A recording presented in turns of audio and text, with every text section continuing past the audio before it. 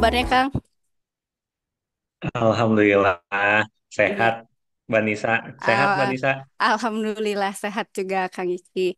Nah, untuk memulai acaranya kali ini, Kang Iki dipersilahkan untuk menceritakan tentang potensi dari beternak domba Garut. Waktu dan Oke, tempat siap. saya persilahkan. Siap. Saya izin share screen aja ya dari saya langsung. Oke, Oke, siap.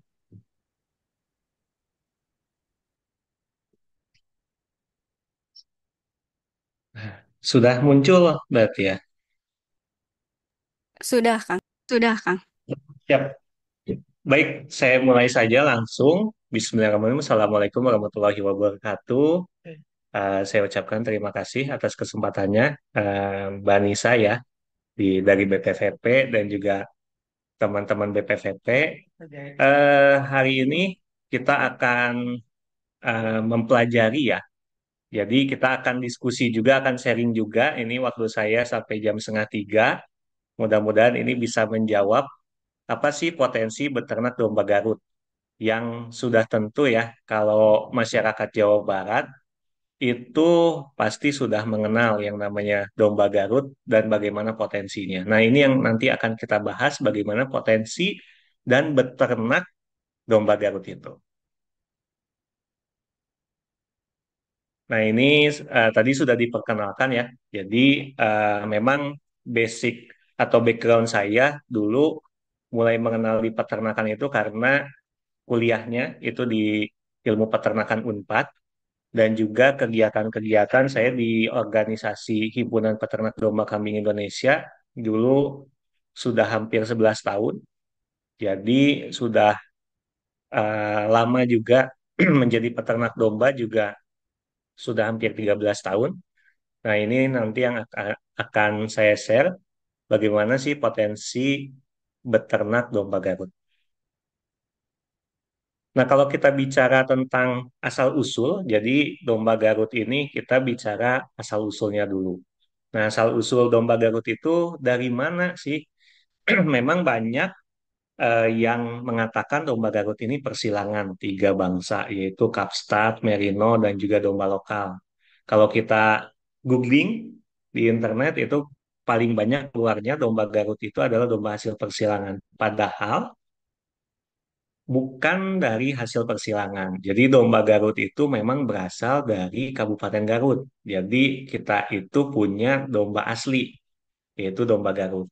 Terus juga dari kecamatan, daerahnya itu Kecamatan Cikajang dan juga Wanaraja. Ini dua kecamatan yang menjadi sumber dari domba Garut. Terus juga, nah domba Garut ini karena asli dari kita, dari Garut ya, wilayah Garut, ini menjadi sumber daya genetik ternak unggul ya, karena banyak sekali manfaat dan juga potensi dari domba Garut. Nanti yang akan kita pelajari lebih lanjut. Jadi domba Garut ini asli Indonesia dan juga bukan persilangan. Nanti kalau misalnya pingin secara lengkap sejarahnya itu sebenarnya ada di buku Senarai Domba Garut dari Dr. Denny. Ini bisa dibaca ya bahwa domba Garut ini memang berasal dari daerah Kabupaten Garut. Nah, kalau kita bicara ciri khas, jadi tadi asal-usulnya kita sekarang bicara ciri khas domba Garut, itu bukan dari tanduk atau badannya yang besar, tetapi ciri khas domba Garut ini seperti di gambar, di tanda panah itu ada di telinga dan juga ada di ekor. Jadi telinganya itu rumpung atau ngadaun hiris, kalau kita ukur itu tidak lebih dari 8 cm. Harus berkombinasi dengan ekor segitiga terbalik atau ngabuntut berit atau ngabuntut bagong. Ini sudah diteliti juga oleh Pak Dr. Denny ya. Memang profnya domba Garut itu bahwa domba Garut ini punya ciri khas. Jadi ciri khasnya di kombinasi tersebut. Nah, kita masuk selanjutnya ini keunggulan. Nah, ini kalau kita mengapa sih gitu ya? Kita pilihnya itu domba Garut padahal di Indonesia itu sangat banyak ya. Tapi memang kalau kita bicara tentang perkembangan, itu domba Garut itu domba yang perkembangannya paling pesat. Nah, kenapa gitu ya? Yang pertama, karena memiliki sifat prolifik. Jadi prolifik ini kalau anakannya itu bisa lebih dari satu. Jadi bisa dua, bisa tiga, bisa empat, sehingga memang secara secara anakan itu bisa lebih menguntungkan karena bisa melahirkan lebih dari satu ekor gitu ya. Nah, terus yang kedua tingkat pertumbuhannya tinggi. Jadi saya juga sudah pernah mencoba domba-domba yang lain gitu ya. Kalau domba Garut dibanding domba lokal yang lain, itu tingkat pertumbuhannya lebih pesat ya. Itu tingkat pertumbuhan tinggi itu bisa sampai di 150 gram atau sekitar 4 sampai 5 kilo per bulan ya. Kalau misalnya pakannya baik dan juga secara genetiknya baik. Jadi tingkat pertumbuhannya itu tinggi. Terus juga harga lebih baik dan menguntungkan. Jadi kalau melihara domba Garut, telinganya itu rumpung ya, itu bisa lebih baik harganya gitu dan menguntungkan dibanding dengan domba lokal lain. Yaitu bisa perbedaannya ya hampir 200 sampai 500 ribu. Itu baik itu bakalannya, baik itu bibitnya, baik itu pejantannya. Jadi sebetulnya harganya itu lebih baik dan menguntungkan. Nah, terus juga memiliki perdagingan dan kulit yang baik. Jadi kalau kita bicara tentang dagingnya, kalau domba Garut ini meskipun usia potongnya itu di usia yang menjelang tua gitu ya atau menjelang berumur, itu dagingnya masih baik dan juga masih kalau motongnya bagus itu tidak berbau, pengangusnya tidak terlalu. Jadi memang memiliki perdagingan dan juga kulitnya itu baik ya untuk dijadikan jaket misalnya memang potensinya itu sangat baik. Terus juga nilai gizi daging domba Garut itu baik. Nah, ini juga sudah banyak juga bahwa nilai gizinya, kandungan gizinya itu dijadikan salah satu protein hewani yang dianjurkan ya. Bahwa daging domba Garut ini ya baik untuk pertumbuhan dan juga kecerdasan masyarakat gitu ya. Nah, ini yang terakhir. Ini yang tidak dipunyai oleh domba yang lainnya, yaitu memiliki nilai kontes dan juga seni. Nah, ini nanti akan kita bahas kenapa gitu ya, kalau kita bicara tentang domba Garut, ini sangat pesat pertumbuhannya di Jawa Barat. Bahkan kalau kita lihat, ini banyak misalnya ya pemerintah, Pemda, ataupun instansi-instansi lain yang menjadikan event domba Garut ini sebagai event nasional mereka gitu. Tertarik kepada domba Garut. Nah, nanti akan kita bahas di potensi domba Garut sebagai domba kontes. Nah, ini kita masuk yaitu domba Garut. Domba Garut itu kan memang terbagi menjadi dua potensi ya. Yang pertama, domba Garut pedaging. Ya, domba Garut ini ada domba Garut pedaging dan juga domba Garut sebagai kontes. Nah, domba Garut pedaging berarti yang diambil konsumsinya untuk daging gitu ya. Jadi hasil utamanya itu penghasil daging, biasanya dijual untuk konsumsi harian, akikah, dan juga kurban. Terus juga harganya itu sesuai dengan kondisi pasar. Jadi ini juga nanti kita akan lihat bagaimana potensi dari domba Garut sebagai pedaging ini. Terus juga kalau domba Garut kontes, nah ini performanya biasanya melebihi domba Garut penghasil daging ya. Terus juga harga jual itu sesuai hobi dan bisa berkali-kali lipat dari domba Garut daging. Jadi memang karena fancy, karena hobi, jadi tolak ukurnya adalah harganya itu ya bisa berkali-kali lipat. Nah, terus juga domba Garut kontes, ini juga pemeliharaan dan eventnya bisa menyerap banyak tenaga kerja dan menghasilkan banyak tenaga kerja baru. Jadi, ini bisa menjadi salah satu hal bahwa domba Garut kontes ini penyerapan tenaga kerjanya ya bisa sangat banyak gitu ya. Bahkan banyak juga mata pencarian yang sangat tergantung dengan domba Garut kontes ini. Nah, itu. Terus juga yang keempat itu penggerak ekonomi kerakyatan. Jadi sudah barang tentu bahwa 93% itu peternak kita itu masih peternak rakyat. Artinya memang tingkat ternak domba itu masih peternak rakyat. Sehingga kalau misalnya ada domba Garut pedaging ditambah domba Garut kontes, ya ini bisa dijadikan penggerak ekonomi gitu. Nah, ini kita masuk ke domba Garut pedaging. Jadi potensinya seperti apa gitu ya? Ya yang tadi ada tiga potensi utama yang bisa dijadikan channel untuk pemasaran domba Garut pedaging ya. Yang pertama adalah IKA. Nah, ini saya dapat sumbernya itu dari asosiasi ya, dari asosiasi itu kalau pernah melakukan apa kuesioner ya untuk melihat berapa sih domba yang dipotong gitu ya. Nah, ternyata ketika dicek itu dari 447 lembaga yang mengisi itu sampai 2 juta ekor per tahun dipotong. Nah, selama 1 tahun. Nah, makanya diakumulasi gitu ya. Sebetulnya bisa mencapai berapa sih? Nah, ketika diakumulasi itu bisa mencapai 6,3 juta per tahun. Itu hanya dari akikah saja. Nah, maksudnya apa? Akikah itu kan tidak mungkin kalau kita punya uang banyak nggak bisa pakai sapi. Kita nggak punya uang atau uangnya budgetnya minim nggak bisa juga pakai ayam. Sudah pasti makainya itu domba dan juga kambing. Nah, ini 6,3 juta per tahun ini, dia pasti ada domba, ada kambing. Nah, salah satunya ya pasti domba Garut dipotong juga gitu ya di kisaran 6,3 juta ini yang per tahun. Jadi potensinya juga besar ya. Terus pertumbuhannya ternyata setiap tahun itu bisa sampai 10 sampai 12% per tahun. Nah, terus juga data pemotongan kurban. Ini kalau teman-teman cek di IDEAS ya, ideas.ac.id, itu yang tercatat itu 1,21 juta ekor per tahun.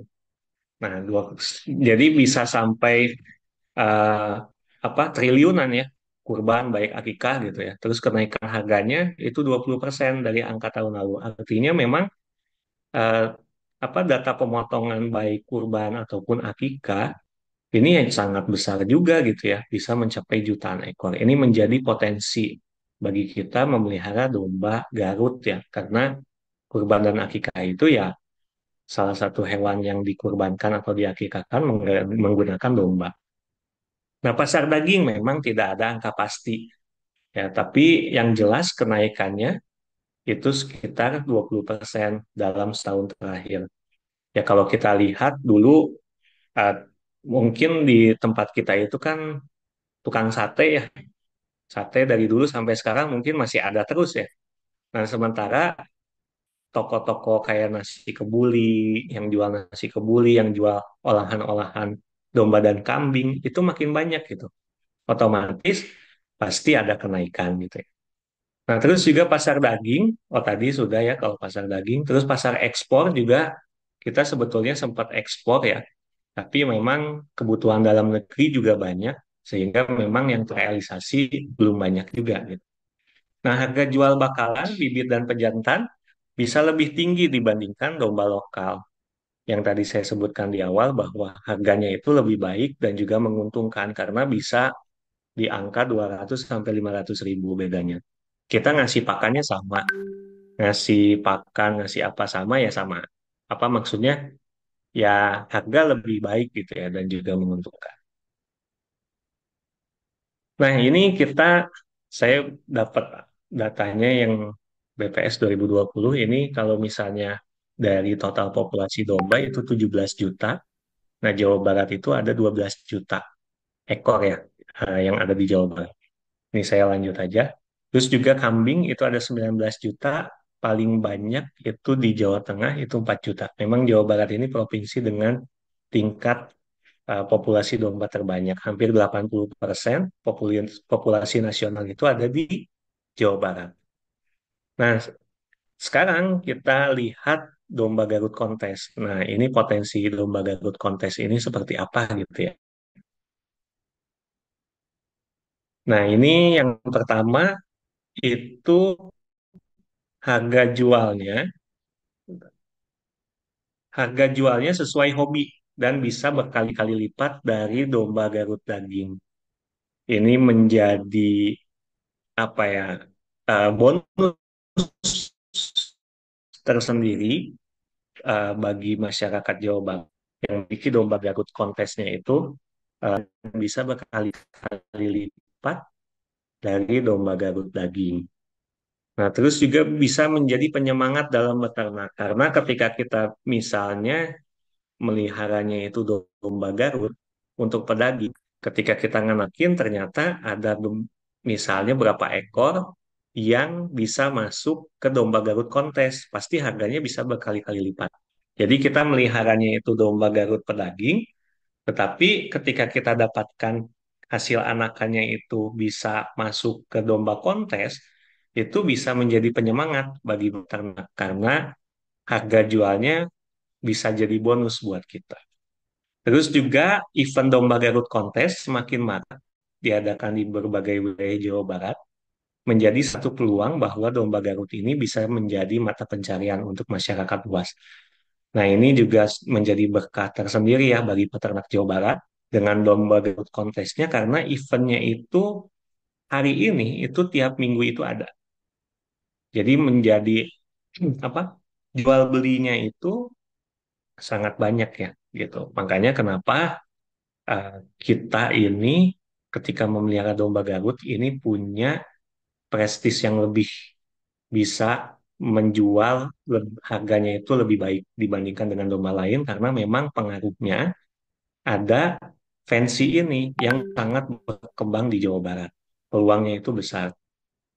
Nah, ini kita lihat ya, mengapa kalau kita, saya juga waktu itu sempat apa, me- ini ya, menghitung gitu ya, kenapa gitu domba Garut ini menjadi primadona bagi event-event nasional. Karena ternyata kalau kita lihat dihubungkan dengan penyerapan mata pencarian yang bisa apa yang bisa ikut ya di dalam kontes domba Garut di Jawa Barat ini ada berapa sih? Nah ini kita yang pertama itu tenaga kerja yang terserap di peternakan domba Garut itu ada berapa sih gitu ya? Nah ini. Nah domba Garut kontes itu memang berbeda dengan domba Garut pedaging ya. Kalau domba Garut pedaging dua orang itu bisa melihara 200 ekor. Itu saya sudah buktikan di kandang. Cukup 2 sampai 3 orang lah kita bisa mengurus di 200 ekor. Tapi kalau domba Garut kontes itu satu orang itu paling bisa mengurus 10 ekor ya. Dengan mandiin biasanya kan treatmentnya banyak ya, ada di butik, ada di olahragain, ada di berenangin malah ya. Apalagi kalau ada event gitu ya. Nah 10 ekor itu oleh satu orang. Otomatis ketika kita hitung ada 250.000 domba Garut kontes yang ada di Jawa Barat, tadi jumlah domba di Jawa Barat kita itu ada sekitar 12 juta. Kalau dihitung nggak nyampe ya 1% atau 10%-nya kan 1,2 juta ya, nggak nyampe 10% aja. Kita hitung 250 ekor domba Garut kontes, itu berarti kalau dibagi 10 ekor, artinya tenaga kerja yang bisa terserap itu bisa sampai 25.000 orang. Jadi ini sangat banyak ya, masih sangat banyak apa kebutuhannya gitu ya. Terus juga jumlah event di Domba Garut Kontes yang ada di Jawa Barat, ini kalau kita hitung setiap harinya atau setiap minggunya itu anggap ada sekitar 50 event Domba Garut. Otomatis ada sekitar 2.500 Domba Garut yang berlangsung setiap tahunnya di Jawa Barat. Nah, ini kalau kita hitung tenaga kerja yang bisa terserap dari 2.500 event itu, anggap ada 20 orang setiap event ya, itu bisa 1.000 perangkat kerja yang terlibat. Kalau kita kalikan satu tahun, itu bisa sampai 50.000 perangkat kerja event domba Garut yang dibutuhkan. Nah, kalau misalnya yang terserap dalam event domba Garut, kalau kurang lebih ya, itu 500 ketenaga kerjaan. Ini hanya perangkat kerja kalau yang tadi ya 20 orang. Tapi kalau sama UMKM-nya, sama angkutan domba, sama handler domba, sama perangkat kerja, sama panitia, itu sekitar anggap 500 ketenaga kerjaan yang terlibat, dikalikan 1 tahun itu bisa sampai 2,5 juta orang yang terlibat. Nah ini betapa luar biasanya dari event Domba Garut kontes itu bisa penyerapannya sangat banyak. Nah, ini juga potensi ekonomi dan ketenaga kerjaannya seperti apa. Ini kemarin kita juga hitung itu pada saat event di BPVP ya, Bandung Barat, itu coba kita cek. Ini kalau misalnya ada 200 ekor domba dikonteskan, itu saat dirata-ratakan per ekornya itu harganya 20 juta ya. Bahkan ada yang lebih, ada yang kurang. Kita hitung 20 juta sampai 30 juta. Itu sekitar 6 miliar investasi domba Garut yang dikonteskan. Nah, jumlah penonton kemarin lebih dari 1.000 orang. Nah, lebih dari 100 pelaku UMKM dengan nilai transaksi 150 juta. Jadi, 500 orang tenaga kerja yang bisa terlibat dari keseluruhan event, mulai dari peternak, perangkat kerja, pedagang, pelaku UMKM, dan lain-lain. Nah, itulah mengapa domba Garut itu begitu banyak penggemar, penghobi, dan banyak yang ingin melaksanakan kegiatannya. Jadi dari data-data yang ini, kita sebagai peternak yang beternak domba Garut, selain tadi potensinya sudah pasti kalau misalnya domba Garut pedaging itu larinya akikah, kurban, potongan harian, konsumsi harian. Tapi kita punya berkat tersendiri dari domba Garut ini karena bisa dikonteskan. Ternyata ketika kita hitung dikonteskan saja potensi ekonominya luar biasa gitu. Bahkan bisa menjadi penyemangat bagi kita karena yang tadi ketika domba Garut ini ada yang bisa nembus ke arah kontesnya, itu bisa menjadi bonus buat peternak gitu.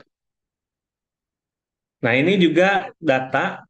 Jadi eh, ada data dari pemerintah Australia, saya juga dapat dari PDKI dari waktu itu di tahun 2022 ini kita paling banyak itu apa mengimpor domba luar itu di tahun 2022 dari yang awalnya sheep itu 55 sekarang 513 ekor terus kambing yang tadinya nol gitu ya menjadi 757 ekor.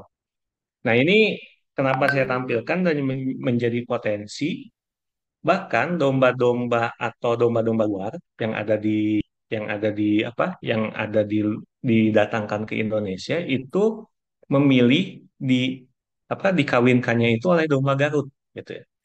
Kenapa? Karena ternyata domba Garut ini yang tadi punya sifat prolifik. Jadi ketika domba luar disilangkan dengan domba Garut itu bisa anakannya itu lebih dari 1 ekor.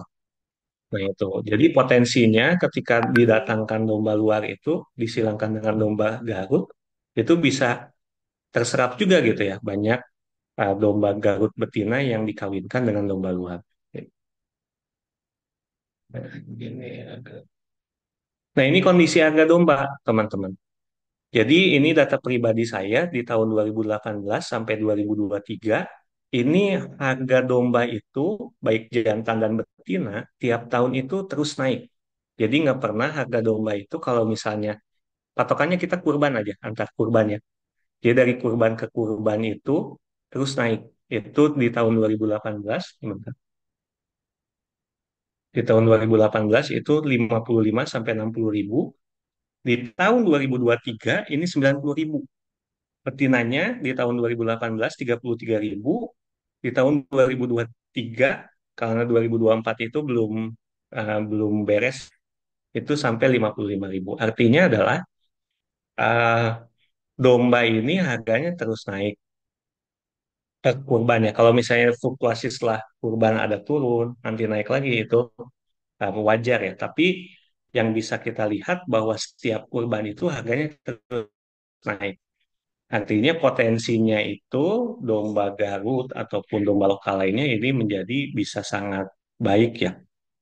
Nah, ini data, ini kalau domba pedaging ya, artinya domba lokal pedaging, harganya segini. Tapi kalau misalnya domba Garut, itu jantan bakalannya bukan 90.000, bisa 100.000 per kilo, bisa 110.000 per kilo, bisa 120.000 per kilo. Betinanya, itu kalau dijadikan bibit, kalau saya coba waktu itu nimbang segala macam, itu bisa di angka 60, 70, 80, bahkan yang bagus itu bisa sampai 100.000 per kilo. Kalau dihitung kilo ya. Jadi memang dari kondisi harga domba ini kita bisa lihat bahwa domba Garut pasti punya keistimewaan di harga ya. Nah, tapi memang ke depan teman-teman tantangan peternak domba Garut juga ada ya. Yang pertama karena usaha peternakan domba Garut ini skalanya rata-rata masih 5 sampai 10 ekor. Artinya produktivitas yang masih rendah dan juga tidak efisien dan biaya produksi tinggi. Jadi memang rata-rata kan masih ngarit ya.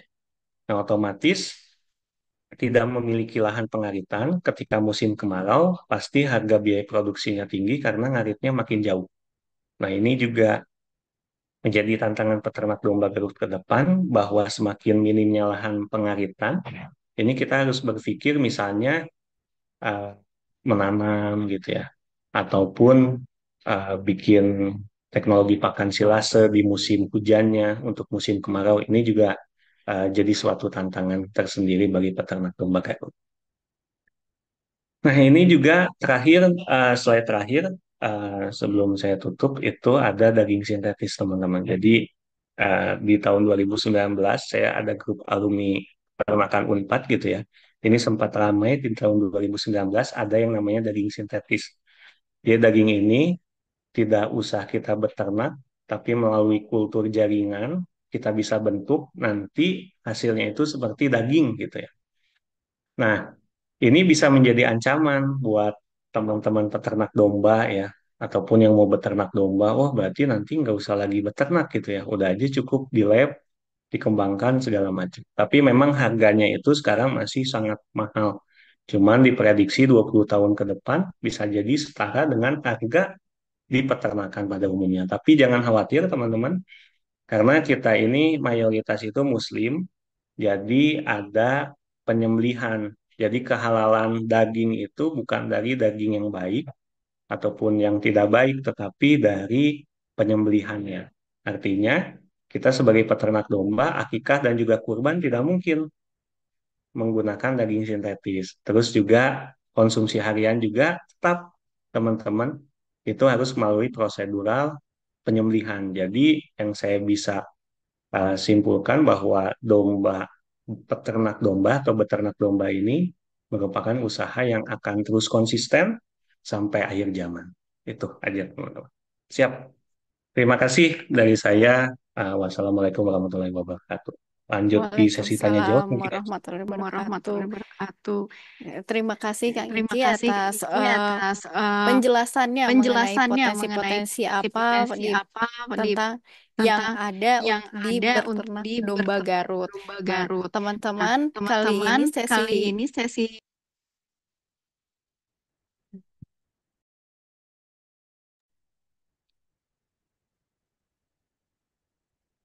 sesi pertanyaan ya, boleh raise hand atau teman-teman bisa mengetik pertanyaannya di kolom chat. Silahkan, mumpung ada nih expertnya.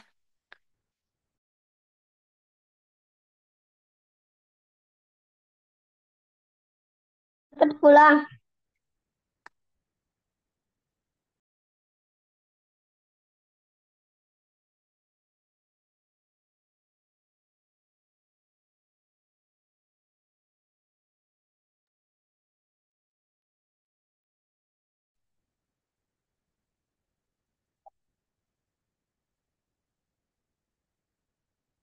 Ada pertanyaan nih, Kang, dari Pak Mus. Berapa usia matang kelamin domba Garut? usia matang untuk dikawinkan mungkin ya. Saya Mungkin ya. Silahkan, Kang. siap. Kalau usia matang untuk dikawinkan, memang di kita itu ada dewasa kelamin dan juga dewasa tubuh. Jadi kalau dewasa kelamin itu di umur 6 sampai 8 bulan. Nah, itu berarti si domba tersebut baik betina itu sudah bisa dikawinkan. Nah, jantannya itu sudah bisa mengawini gitu ya di usia 6 sampai 8 bulan di dewasa kelamin. Tetapi secara rahim gitu ya itu masih belum siap. Makanya domba Garut itu matang untuk dikawinkan biasanya minimal itu di usia 12 bulan. Tapi pada kenyataan di lapangan usia 9, 10 bulan itu sudah mulai pada dikawinkan. Jadi efektifnya itu di sekitar usia 12 bulan gitu teh.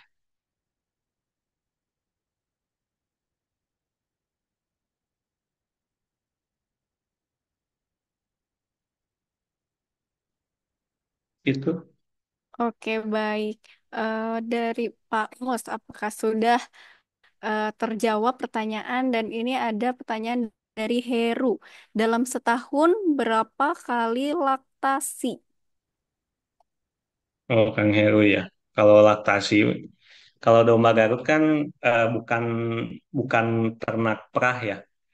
Jadi eh, biasanya itu ketika menyusuinya itu usia menyusuinya itu 3 bulan itu normalnya ya gitu. Tapi dalam bisa beranak itu 2 tahun 3 kali.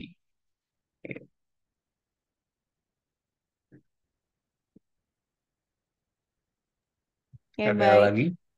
Ada nih, Kang. Start berapa dari siapa nih? Dian Kosasi. Start dari berapa ekor untuk memulai usaha domba atau breeding fathering dengan satu karyawan? Oke. Kalau misalnya breeding dan juga fattening ya, kalau domba Garut itu biasanya ada kawin koloni. Itu hitungannya itu biasanya bisa di angka 1 banding 10 dulu untuk startnya ya. Satu pejantan, 10 betina. Nah, kalau kalau penggemukan itu sebetulnya efektivitasnya bisa dari start di 20 sampai 30 ekor.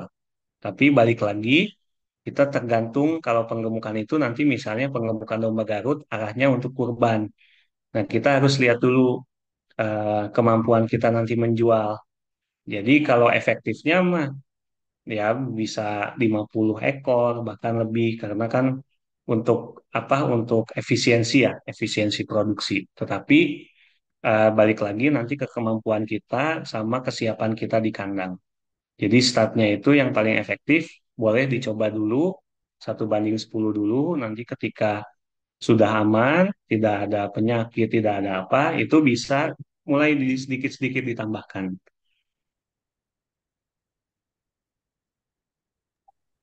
Nah, masih banyak nih, Kang, pertanyaan dari Oh gitu. teman-teman ya. Nanti saya eh, sebutkan satu persatu dari Siap, Alitas siap. ya. Eh, oh, apakah melayani pengiriman bibit ke wilayah Sumatera? Nanti bisa langsung ke Young Farm ya. Siap. Kalau ini, Ya, nanti eh, bisa ke yang farmer farm aja itu kalau itu. ya, selanjutnya apa penyakit yang sering menjadi kendala utama bagi domba Garut? Ya, kalau penyakit itu biasanya ya yang jadi kendala itu kalau misalnya kita apa biasanya di anak ya. Jadi masa rentan kematian domba Garut itu di anak usia 0 sampai 14 hari. Itu yang paling. Tapi penyakitnya biasanya bukan penyakit misalnya karena kita harus telaten ya. Misalnya anak domba itu mencret. Nah, itu yang jadi persoalan biasanya agak bisa ditangani, tapi kalau kondisinya lemah itu yang agak sulit. Jadi biasanya penyakit-penyakit hal-hal yang seperti itu. Nah, terus juga kalau yang biasa dialami, kalau misalnya lagi apa kedatangan domba nih ya, kedatangan domba itu penyakit mata dan juga orf atau biasanya sariawan. Itu yang paling banyak menyerang domba gitu. Makanya titik kritis domba itu ketika domba baru datang, kita ngedatangin domba dari daerah mana gitu ya, itu sekitar 14 hari harus terus dipantau. Berarti ketika kita datang domba baru itu harus dipisahkan terlebih dahulu ya, dan Betul. Betul. dilihat secara keseluruhan takutnya membawa penyakit untuk domba yang lain. Kemudian Ya, ada dari Muklas. Izin bertanya, alasan Jabar memiliki produksi daging domba dan kambing lebih tinggi dibandingkan Jateng dan Jabar itu kenapa? Apakah kondisi lingkungan yang lebih mendukung atau lainnya? memang kalau kita lihat Jabar gitu ya, itu ada sekitar 12 juta gitu ya. Kalau Jateng itu kan 4 juta ya. Atau ya lebih sedikit lah, 80% itu ada di, kalau saya lihat sih dari sisi budaya ya. Jadi budaya beternak kita itu, apalagi di kita ada domba kontes, itu rata-rata orang desa itu beternak domba Garut ini sudah menjadi budaya dan juga tabungan buat mereka. Jadi ini yang menjadikan kalau sudah budaya dari dulu, apalagi kita punya domba Garut yang berasal dari Garut ya, itu tiap kepala keluarga itu memelihara domba, sehingga ya apa domba di Jawa Barat itu lebih banyak karena dipengaruhi oleh budaya. Gitu. Oke, baik. Selanjutnya ini cara pemilihan bibit yang berkualitas itu yang seperti apa, Kang Rizky? Ya kalau cara pemilihan bibit sebetulnya eh, kalau domba Garut ya itu yang pertama produktivitasnya tinggi. Itu sudah pasti. Maksud produktivitas tinggi, dia mampu bunting atau melahirkan dan bunting lagi itu tepat waktu. Karena kalau misalnya kita milih bibit, itu kan bibit itu kan dari hasilnya itu dari anaknya gitu ya. Nah, itu. Jadi diusahakan bagaimana kita bisa melihat domba Garut itu yang pertama produktivitasnya aja dulu yang penting. Nah, itu kan ada dua ya, domba Garut pedaging sama domba Garut kontes. Kalau domba Garut pedaging pasti dilihatnya dari sifat-sifat kuantitatif. Artinya panjang badan, tinggi pundaknya. Kalau bibit misalnya, standarisasi domba Garut itu di 65 cm. 65 sampai 66 cm. Nah, itu biasanya di tinggi pundaknya. Tapi kalau misalnya domba Garut kontes, itu beda lagi. Itu biasanya selain produktivitas dan sifat-sifat kuantitatif, ada sifat kualitatif. Kayak contoh, apa matanya yang seperti apa gitu ya, terus tulang-tulangnya seperti apa, bahkan melihat anak. Jadi ada yang memang dombanya tidak terlalu besar tapi ngasilin anaknya bagus. Nah, itu lebih ke sifat-sifat kualitatif. Tapi pada intinya adalah yang terpenting kalau kita mau beternak itu yang penting adalah produktivitasnya dulu aja. Jadi eh, domba itu apa baik gitu ya, gitu, si produktivitasnya itu aja dulu kalau misalnya memilih bibit, karena jangan sampai kita milih bibit tapi susah beranak. Nah itu yang harus dihindari karena kita ini kan hasilnya itu kan dari anakannya itu untuk pemula ya. Tapi kalau misalnya untuk yang mainnya nanti di arah domba kontes, itu pasti melihat dari sifat-sifat kualitatif kayak dari pejantannya dulu siapa, induknya siapa, segala macam. Tapi yang terpenting menurut saya di awal itu kita lihatnya itu seleksinya itu di produktivitasnya gitu. Itu. Baik, kita lanjutkan ya, Kang. Eh, Bagaimana cara dari Muhammad Yoga, bagaimana cara menghitung luasan lahan yang akan digunakan untuk bank pakan untuk skala pemula dan gambaran budget usahanya? Lahan ya berarti ya. Nah kalau lahan itu eh, begini sebetulnya untuk menentukannya. Itu 1 hektar itu bisa 3.600 kilo gitu. Jadi tinggal dihitung aja. Itu efektifnya kalau kita menanam odot gitu ya. Odot itu saya juga apa pernah berbincang dengan teman gitu ya. Itu odot itu dalam 1 hektar itu bisa sampai 60 ton, sorry, 60 ton eh, per sekali panen. Jadi kalau misalnya dombanya itu apa? Kalau misalnya kita mau full itu di analogikan 60 ton berarti sekitar 60.000 kilo itu eh, dalam sekali panen. Jadi tinggal dibagi aja. Kalau misalnya per ekor itu 3 sampai 5 kilo dikasih pakannya, itu kita tinggal bagi aja dengan jumlah ternak gitu.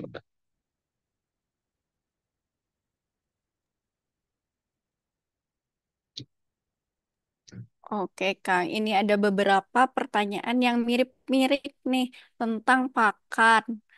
Eh, Pakan yang bagus itu seperti apa? Apakah bisa gitu untuk pakannya full silase, eh, dikasih makannya full silase, kemudian eh, makannya itu agar cepat besar, Kang, dombanya harusnya seperti apa? Iya, eh, sebetulnya dasar domba itu kan harus ada hijauan ya. Hijauan itu ya yang bagus itu sudah pasti biasanya itu segar. Itu hijauan segar itu menurut saya pakan yang lebih baik ya. Nah, cuman memang kan sekarang itu yang tadi saya bilang tantangan peternak domba Garut saat ini atau domba yang lainnya itu sama sebetulnya adalah efisiensi. Nah, itu efisiensi sama kita hijauan itu ya apa? Apalagi kalau misalnya beternaknya banyak gitu ya, hijauan itu menjadi salah satu hal yang memang menjadi biaya produksinya paling tinggi nih gitu kan. Nah, makanya untuk meminimalisir ada teknologi pakan yaitu disilase gitu. Nah, bisa nggak gitu kan pakai silase? Sebetulnya bisa-bisa aja. Jadi saya juga di kandang ini itu full pakai silase. Cuman untuk breeding itu lebih baiknya ada pakan tambahan.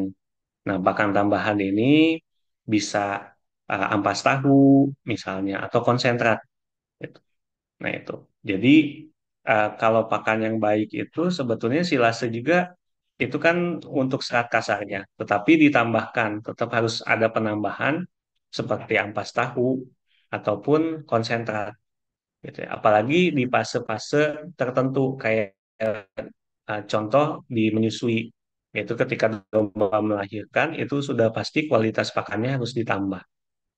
Nah, biasanya di kita itu bisa dengan daun-daunan hijauan ya, penambahan kualitas pakan itu atau karena daun-daunan sekarang sulit, biasanya peternak itu diganti dengan ampas tahu atau konsentrat. Nah, terus juga supaya mengoptimalkan uh, pertumbuhannya, itu sekarang itu memang kebanyakan peternak itu sudah mulai menggunakan konsentrat. Apalagi untuk domba-domba penemukan. Itu biasanya menggunakan konsentrat itu supaya memacu pertumbuhan lebih optimal. Gitu. Oke, semakin menarik nih, pertanyaannya makin banyak yang bermunculan, tapi Ya, ada beberapa yang mirip ya. Saya pilih yang agak ya. beda nih. Gimana caranya pejantan agar nggak nabrak-nabrak betina ketika cara kawin Oh, koloni, Kang, katanya. Pernah nyoba ya. di kawin koloni malah betinanya diamuk katanya sama. Gimana itu solusinya coba? Nah, itu jadi ada jadi kita harus sabar juga. Jadi melatih pejantan untuk kawin juga ada latihannya. Jadi biasanya itu pertama kali pejantan itu kalau misalnya masuk di kandang koloniin gitu ya, itu di awal itu jangan heran pasti nabrakin betina karena pejantan yang belum pengalaman lah ya, kita artikan pejantan yang belum pengalaman itu biasanya suka ngejar-ngejar dulu betina. Misalnya dia baru dimasukkan ke kandang koloni gitu ya. Dia pertama kali kawin di kandang koloni itu pasti nabrak dulu.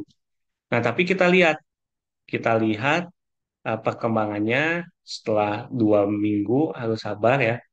Kalau misalnya masih seperti itu diganti. Tapi rata-rata memang saya ada kasus pejantan itu ketika kita masukkan ke kandang koloni, dia pertama kali kawin, itu biasanya sama kayak gitu. Apa nanduk-nandukin dulu si betinanya atau ngejar-ngejar dulu, kadang nyeruduk gitu ya, nyiksa betinanya. Tetapi lama-kelamaan enggak gitu. Nah, itu. Tapi kalau misalnya tetap seperti itu, lebih baik diganti. Itu emang sifat. Atau pejantannya memang nggak cocok untuk kandang koloni, kawin koloni. Udah aja kawinnya secara individual. Baik. Ternyata memang nalurinya seperti itu ya, Kang ya. Ya, Mungkin naluri di awal. apabila tidak bisa dikendalikan, lebih baik diganti seperti itu. Nah, itu. Ada lagi nih, Kang, tanyanya ini ya secara global. Nah, untuk teman-teman yang mau berternak domba Garut, tahap-tahapnya, Kang, dari misalkan sebelum kita untuk berternak domba Garut itu seperti apa? Sebetulnya tahapannya itu yang pertama kita tentukan dulu tujuan kita beternak. Jadi jenis usahanya kita mau apa. Misalnya di domba itu sebetulnya jenis usaha di domba itu hanya ada dua. Yang pertama adalah pembibitan, nganakin ya, menganakin domba gitu ya, memperbanyak populasi. Atau yang kedua pembesaran atau penggemukan atau trading ya. Nah itu harus kita pilih dulu. Jadi tahapannya, nah ketika kita milih misalnya pembibitan misalnya, berarti pembibitan itu kita harus mengebangun kandang, dilihat populasi kita, skala usahanya mau berapa ekor. Nah, berarti kalau misalnya kita mau main pembibitan, nah kita harus menyiapkan kandang pejantannya, kita harus menyiapkan kandang betinanya, kita harus menyiapkan kandang kawinnya, kita harus menyiapkan kandang melahirkannya. Nah, itu harus benar-benar dihitung dulu, gitu, direncanakan. Karena jangan sampai nanti kita di tengah jalan beda jenis usaha, misalnya awalnya pembibitan tapi ternyata penggemukan karena dari luasan kandang juga berbeda. Itu untuk kandang kawin misalnya kan harus lebih luas ya, itu dibandingkan kandang penggemukan. Kalau kandang penggemukan contohnya lebarnya itu hanya butuh 1,1 sampai 1,3 meter, tapi kandang pembibitan itu kan butuhnya 1,5 sampai 2 meter atau sampai 2,5 meter luasnya ya, luas lebarnya. Nah, itu tentunya kita harus menentukan dulu tujuan beternak kita ini mau jenis usaha apa. Selanjutnya kita bisa lihat mendesain perkandangannya. Setelah perkandangannya kita lihat pakannya, gitu ya. Pakannya itu kita mau ke arah mana? Mau misalnya bikin silang kekah, mau ngarit, mau nanam itu juga penting, gitu. Karena kalau misalnya kita tidak punya lahan, oh ya udah kita ngarit. Kebutuhan ngaritnya itu kita misalnya tiba-tiba kak dombanya 100 ekor, nah susah nih yang ngarit gitu, nggak mencukupi. Nah itu juga harus dicek. Jadi jangan sampai kita itu memelihara domba tidak sesuai dengan kapasitas kita. Jadi itu penting menentukan manajemen perkandangannya nanti seperti apa sebelum memulai manajemen pakannya itu seperti apa. Terus juga manajemen seleksi. Seleksinya juga kita mau memilih domba apa, misalnya domba Garut kah, atau domba Dorper, atau domba Merino, atau domba ekor gemuk, atau misalnya silangan. Itu juga harus kita apa manajemen seleksinya juga harus jalan. Nah, selama itu nanti ada manajemen pemeliharaan, ada manajemen kesehatan setelah kita masuk domba gitu ya. Nah, itu juga penting gitu. Tapi yang jelas ketika kita mau memulai usaha, berarti usaha ternak ini baik pembibitan atau penggemukan kan hulu ya. Nah, kita sudah harus memikirkan hilirnya. Maksudnya apa? Jadi kalau misalnya kita contoh mau beternak domba, eh, hilirnya itu atau nanti kita ngejualnya mau kemana? Jangan sampai kita terus masuk tapi tidak sesuai dengan pasar. Nah, sebagai contoh misalnya kita mau memelihara atau usaha kurban misalnya ya. Kurban misalnya contoh. Nah, kita beli dombanya itu yang gede-gede misalnya, ternyata pangsa pasar kita itu medium atau misalnya medium ke kecil misalnya gitu kan. Nah, khawatirnya ini jadi susah nanti ngejual. Nah, itu jadi tentukan dulu tujuan kita mau jenis usaha apa, tapi yang terpenting adalah hilirnya itu nanti teman-teman mau kemana. Jangan sampai kalau menseleksi domba mah atau mendatangkan domba 100 ekor, 200 ekor juga gampang gitu ya. Kalau ada uangnya gitu.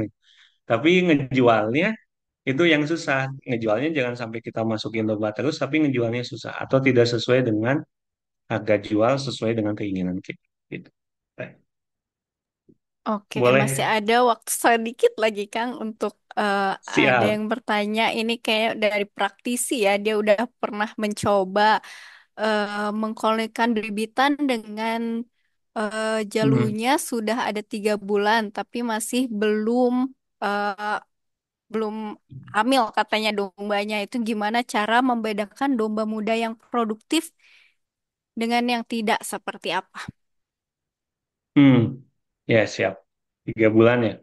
Jadi eh, pertama itu kita cek juga kandang apa dia kawinnya itu individu atau koloni.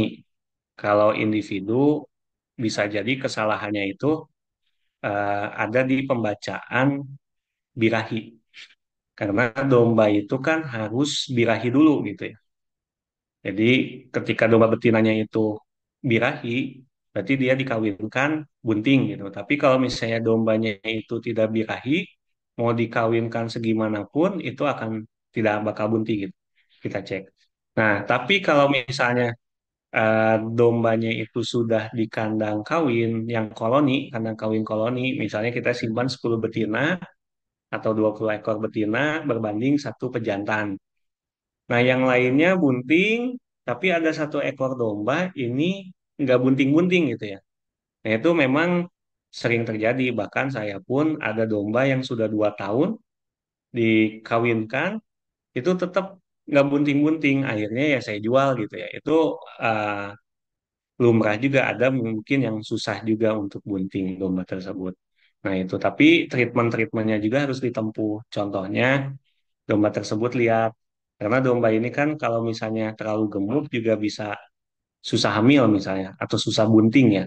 Nah, makanya biasanya sering dikeluarin, sering dijemur. Itu menjadi apa langkah-langkah atau antisipasi kita coba gitu ya. Dijemur gitu ya setiap 2 hari sekali. Nanti dicoba lagi dimandiin, dipacak lagi. Kalau misalnya memang tetap sama, saya juga punya pengalaman seperti itu. Tetap sama, akhirnya domba tersebut dijual atau dipotong gitu. Nah, Oke, satu lagi ya boleh ya Kang ya. Eh, siap, Tentang boleh, boleh. ukuran kandang yang ideal untuk kandang koloni, pejantan, dan indukan laktasi. Oke. Kalau misalnya untuk koloni ya, koloni berarti dikawinkan. Itu rata-rata makainya lebarnya itu 2 meter. Nah, terus kalau misalnya panjangnya itu mengikuti domba yang berada di dalam kandang. Jadi kalau misalnya contoh biasanya ya 5 meter gitu ya, 5 meter untuk 15 ekor itu efektif. Atau ya 5 meter ya, 5 meter atau sampai 7 meter dikali 2 meter lebarnya itu biasanya untuk 1:15 atau 10 ekor ya. Itu. Terus kalau misalnya untuk pejantannya itu 1,1 kali 1 meter atau 1 kali 1 meter. Itu kandang individu ya kalau pejantan. Nah, kalau kandang laktasi itu menyesuaikan sama ya lebih luas sebetulnya lebih bagus. Tapi kalau misalnya lahan kita eh, sempit, itu biasanya di 1 kali 1 meter juga sudah cukup. Gitu teh. Oke, terima kasih Kang penjelasannya cukup mudah dimengerti Ya, untuk kami yang awam atau dari domba ini ya. Eh, siap. Untuk teman-teman yang masih jauh, masih banyak pertanyaan di benaknya mengenai domba, eh, atau misalkan domba dan kambing, atau misalkan atau ternak lainnya, bisa mengikuti pelatihan kami di BVPP Bandung Barat. Nah, kebetulan nih, untuk pelatihan domba sendiri untuk tahun ini sudah selesai. Mungkin di tahun depan dipersiapkan ya teman-teman. Saingannya banyak memang, tapi kita eh, selalu membuka dan bisa menjadi kesempatan teman-teman untuk menjadi peternak yang sudah mempunyai ilmu terlebih dahulu, kemudian menjadi peternak yang expert di kemudian hari. Nah, eh, untuk apa namanya? Untuk kali ini boleh foto terlebih dahulu untuk teman-teman yang bisa open cam, bisa didokumentasikan terlebih dahulu.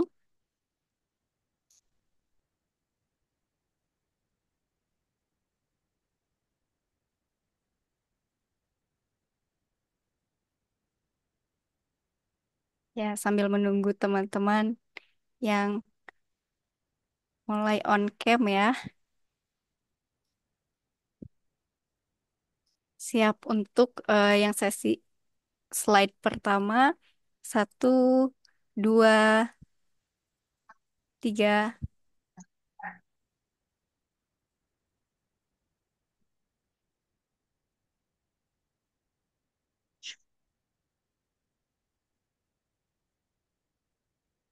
Untuk slide yang kedua. Satu, dua, tiga.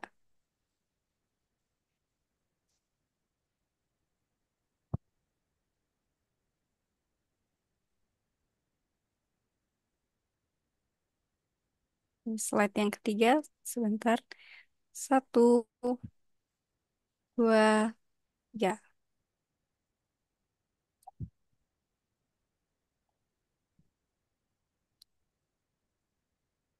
Satu lagi yang keempat. Satu, dua, tiga. Ya, terima kasih teman-teman sudah hadir di sesi ikhlas tentang potensi beternak domba dengan Kang Rizky Prastiadi eh, dari Young Farm, Young Farmer Farm ya Kang ya. Paham. Oh iya, Iya betul. terima kasih untuk Siap. waktunya dan ilmunya yang sangat Sama-sama. berharga untuk kami semua. Semoga menjadi amal ibadah Akang dan kita semua yang mengikuti ikhlas Amin. kali ini. Eh, Amin. ikhlas kali ini saya tutup. Oh, bila itu buat walidaya. Wassalamualaikum warahmatullahi wabarakatuh. Siap. Makasih, Jangan lupa Teh diisi ya Nisa. teman-teman. Sama-sama Kang. Untuk teman-teman peserta Siap. bisa mengisi link evaluasi ya dari kami untuk mendapatkan sertifikat. Terima kasih.